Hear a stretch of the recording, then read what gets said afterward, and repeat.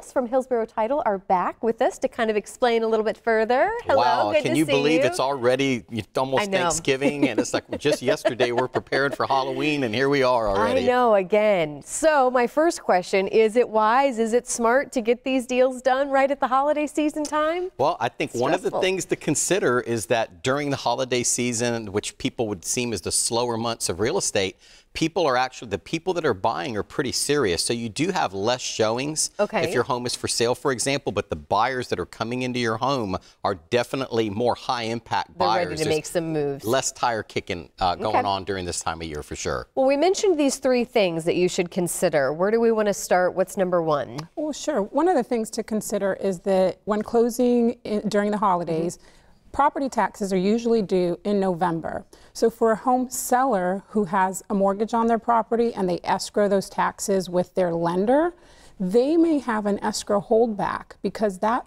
property tax payment may be in limbo. So that could sometimes throw sellers for a surprise. So that's one thing for them to consider.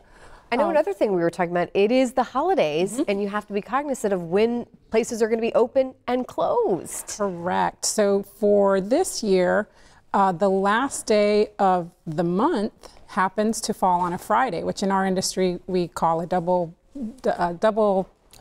sword. Double-edged sword, yes.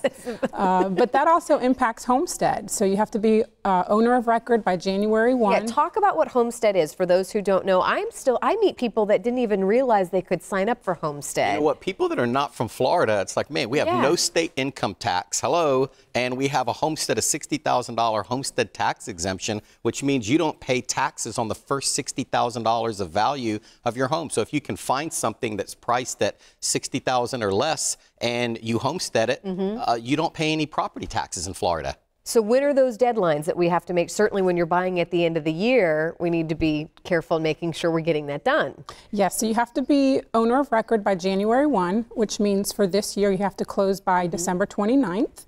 And then you have up to March 1st, I believe, of 2018 to have that homestead for the year of 2018 and going forward. You only have to file once. That is just for primary residents, right? I know we have investors and things like that. Right, that is and it does lock your value down. It keeps it pretty tight to what you paid. You're not having these dramatic increases in property values for your taxes like an investor would, because it is your homestead.